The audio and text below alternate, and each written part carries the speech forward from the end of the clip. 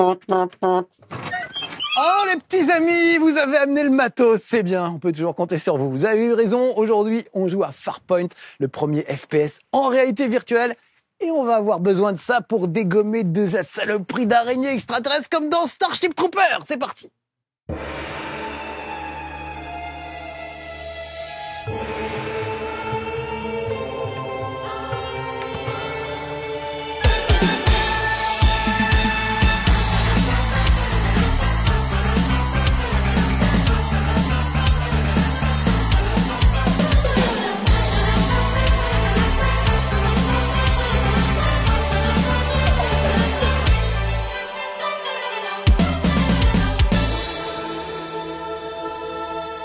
Voilà l'outil que je vais utiliser pour ce chez Marcus en réalité virtuelle, le PlayStation M Controller VR. J'ai pu lui donner un nom assez imprononçable. On va l'appeler le gros flingue en VR de la PlayStation, ça ira très bien.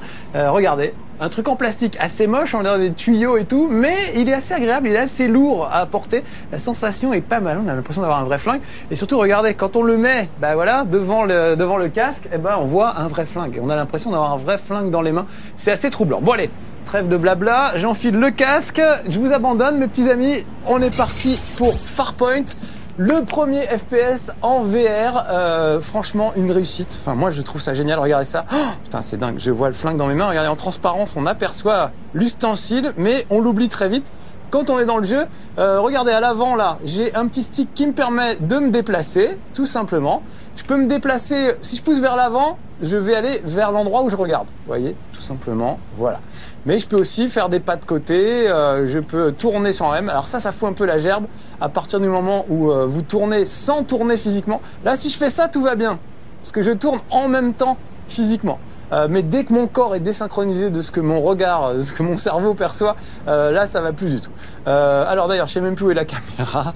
Attendez, vous êtes par là. Voilà, vous êtes par là. Vous voyez, j'ai une petite astuce pour recalibrer, ça me permet de savoir où vous êtes. Oh là, je voulais pas sortir à ce point-là. Là, je vais tourner par là. Regardez cette silhouette, c'est une sorte d'hologramme du passé en fait, de quelque chose qui s'est passé avant, puisque il y a des scientifiques qui sont tombés sur cette planète avant moi, ils se sont écrasés avant moi. Et j'ai un petit scanner qui va me permettre de scanner ces traces du passé pour voir ce qui s'est passé. Ok, c'est officiel. Il y a d'autres survivants. Bonjour madame. Ils sont assez jolis d'ailleurs les personnages. Je sais pas si on n'en verra pas beaucoup d'autres. Alors je vais essayer de vous la faire voir. Regardez. Peut-être. Plutôt pas mal. Plutôt des bonnes têtes. Alors eux ils sont tombés sur cette planète un peu avant moi en fait. Enfin même gravement avant moi. Il y a plusieurs années en fait. Donc on voit des traces du passé. On va suivre leurs traces. On va essayer de les rattraper. Allez, j'avance. Peut-être me recalibrer parce que là c'est pas normal que j'ai tout ça. Voilà, là c'est beaucoup mieux, ça y est. Dr Tyson, Dr Moon. Il s'appelle Tyson et Moon, c'est quand même des drôles de noms je trouve pour des docteurs. C'est pas grave.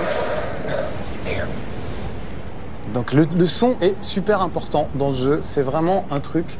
Vous allez entendre arriver des bestioles de tous les côtés. Là je joue sans le casque, normalement vraiment faut jouer avec un casque, vous avez vu il y en avait un là-haut, je sais pas si vous l'avez aperçu.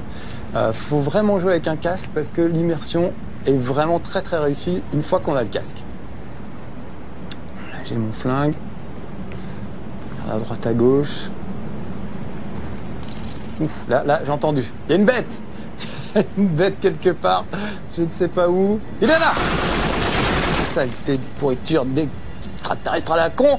Vous avez vu que ça fait très alien, hein, évidemment. C'est le genre de bestiole qui vous saute au visage dès qu'elle en a l'occasion, donc faut pas se laisser faire. Et là j'ai ce flingue, mais je vous fais voir vite fait. Je peux changer de flingue en passant derrière mon épaule. Ah voilà. Et là j'ai récupéré un fusil à pompe. J'ai une petite touche pour recharger. Là vous voyez que mon flingue est en train de se recharger. Et j'avance.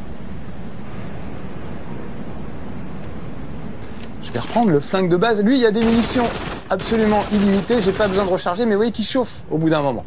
Ouh, voilà de la grosse bestiace. Et en plus, il me balance des trucs dessus. Oh la vache. Je vais être obligé de sortir, je crois, le gros fusil à pompe. Oh, ça va pas du tout. Ouf, je l'ai eu, mais c'était hyper limite. Puis là, alors ça, c'est cette espèce de grosse bourse molle, là. Ils sont absolument terribles ceux-là, parce qu'ils vous explosent au visage et ils vous crachent. Oh, où il est. Ils vous crachent de l'acide dans la tronche. faut vraiment être très très prudent. Je reprends mon autre flingue et je vais recharger en attendant qu'il arrive. Yes.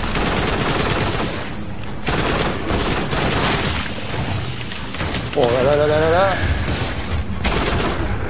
Je pense qu'il va venir vers moi, je vais recharger. Ah oui, en plus j'ai des lance-grenades, regardez, ce serait dommage de s'en priver. Yes.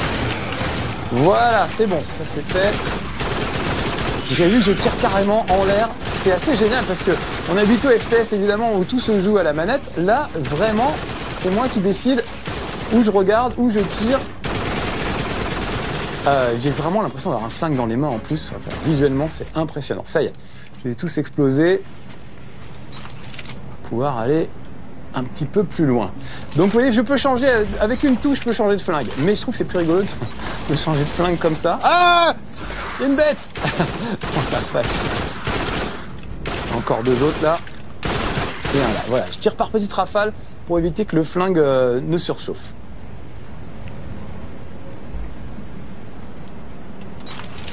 J'ai peur, je transpire.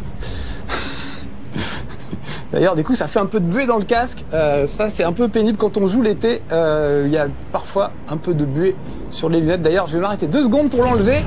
Ah, petit temps mort, une petite seconde. Toujours un petit chiffon à côté de moi. Voilà, pour enlever le truc. Si vous avez un peu chaud, faut jouer dans un endroit frais. Je vous le recommande. Voilà, et puis il faut pas vous énerver comme moi. Moi, comme je parle en même temps, ça n'arrange pas la buée. Je ne sais pas pourquoi exactement. Peut-être que quelqu'un, un physicien, pourra m'expliquer ça un peu mieux. Mais en tout cas, voilà. Je sais que je transpire des yeux quand je parle beaucoup. Dit comme ça, c'est bizarre. Mais ça l'est encore plus en vrai. Voilà, regardez, j'arrive dans des grottes cette fois. Ça change un peu d'univers. Alors, c'est quand même très rocailleux cette planète. Il y a 2-3 bases et des trucs un peu différents. Mais dans l'ensemble, c'est quand même beaucoup de la rocaille. Mais les décors sont super réussis. Regardez cette petite cascade sur le côté. Ouf. Une cascade, je vais en faire une parce que regardez, c'est quand même super haut. Voilà, il m'a pas du tout envie de se pencher sur le côté. Voilà, donc je vais... En plus, ça cracote. Puis je suis vraiment très très haut. Regardez sur le côté, on voit mon ombre. Vous voyez en bas là? Ça c'est mon ombre, c'est moi. Franchement, c'est impressionnant. D'ailleurs, j'en profite pour vous dire qu'il y a un mode coopération. On peut jouer avec un autre pote en ligne. Et là, c'est juste fabuleux parce que vous voyez votre pote dans le jeu. Lui aussi a le casque de réalité virtuelle. On a vraiment l'impression d'être ensemble. En plus, on a des casques de cosmonautes, d'astronautes. Et étant donné qu'on a le casque de réalité virtuelle sur la tête, on a vraiment l'impression d'être dans un scaphandre. Donc ça fonctionne, je trouve, super bien. Après, je ne recommande pas trop de faire voilà, tourner comme ça, par exemple. Je le recommande pas trop. Essayez autant que possible d'avancer droit devant, ou alors de faire des pas sur les côtés. Si vraiment vous devez tourner, pensez à tourner votre corps en même temps que le personnage. Et là, ça se passe bien. Mais si vous voulez jouer ça à la Call of, en courant dans tous les sens et en faisant des allers-retours, ça risque d'être difficile. Qu'est-ce que c'est? Une nouvelle merde? Ah oui. Alors lui, en plus, il a du crachat qui n'est pas très agréable. Voilà, je l'ai eu. Je suis passé sur le côté. Alors je le fais plus, mais un truc qui m'aidait au début, c'était de marcher. Quand le personnage marche, je marche dessus. Et vous voyez, je sais pas pourquoi, mais... Ah si, je sais pourquoi. Mon corps est en adéquation avec ce qui se passe dans l'écran, donc forcément, ça se passe beaucoup mieux et on a encore plus l'impression d'y être. Donc allez, juste pour faire le spectacle, je vais continuer à marcher. Hop. Ah oui, sauf que je l'ai pas rechargé, j'aurais dû... J'étais un peu imprudent. Voilà, ça fume. Je recharge. Voilà, je suis pas bien placé. C'est pour ça qu'on voyait vous avez vu toute cette grille autour, c'est que j'étais pas très bien placé. Il fallait que je refasse un petit pas en avant pour me remettre face à la PlayStation Camera pour être bien calé. Bon, il me reste quoi là? Là, je recharge. Vous voyez comme c'est beau en plus. Regardez ça, des lumières et tout. Je trouve ça assez étonnant. Et il me reste une petite grenade, ce qui est pas grand chose, vu ce qui m'attend sans doute de l'autre côté de ce tunnel. Voilà, donc franchement, je trouve que pour une première, c'est très très réussi. C'est un FPS très basique, hein. S'il n'y avait pas la VR, franchement, il n'y a pas grand intérêt. C'est un FPS très moyen. Mais alors là, la sensation d'immersion est incroyable. Et franchement, rien que pour ça, ça vaut le coup de lâcher un peu de sous. Alors un peu de sous, c'est combien? Combien Maryse pour ce très beau joujou de réalité virtuelle qui me donne l'impression d'être dans Starship Trooper? Eh ben 90 € les amis. 90 €, ça comprend le jeu plus le PlayStation. Enfin en tout cas c'est le prix du fusil, du petit flingue. Ah, meurs. Voilà. J'ai intérêt à me mettre à l'abri le temps. C'est comme dans les FPS modernes. Hein. Dès que je me mets à l'abri, je récupère. Mais là, vous voyez que ma vision est un peu troublée. Ça veut dire... Ah voilà, ça va mieux. Donc 90 €, c'est le prix du flingue. Mais le flingue est livré avec le jeu. Et le flingue pourra vous servir pour d'autres choses, en fait. Voilà. Donc si vous voulez le jeu tout seul, je pense que c'est dans les 40 €. Mais franchement, ça n'a pas grand intérêt sans le flingue. Et le petit pack flingue plus jeu, 90 €, c'est cher. Mais bon, tout ce qui est vert, c'est très cher. Si on ajoute à ça le prix du casque et tout, ça commence à faire beaucoup. Mais franchement, voilà, moi ça me... Je vais pas dire ça me redonne foi en la VR parce que j'y ai toujours cru. Mais ça montre que c'est possible et qu'on peut quand même faire des jeux de fou. Même un FPS basique comme celui-là a son charme. Il y a un autre truc qu'on oublie trop souvent quand on n'est pas en VR, c'est que on n'a plus tellement de notion d'échelle en fait. Là, vraiment, j'ai l'impression d'être en extérieur. Je ne suis pas dans ma petite maison chez Marcus. Regardez, je suis au milieu d'un canyon. Je suis obligé de lever la tête pour voir le haut du canyon. Et vraiment, j'ai la sensation physique d'être dans des environnements très grands. Alors que ma gaming room, bon, elle est sympa. Elle fait 25 mètres carrés, je crois. Mais voilà, c'est petit. C'est pas le Grand Canyon non plus, quoi. Donc je trouve vraiment cette sensation est incroyable. On a l'impression d'être en vacances dans le Grand Canyon, de se promener un petit peu. Ah voilà, alors là c'est les grands espaces carrément. Ça pourrait être un parc naturel américain. Une réserve naturelle. Et encore une fois, il faut bien tendre l'oreille. Regardez ça. Ouh, ça me fait flipper. Il faut bien tendre l'oreille pour savoir ce qui se passe.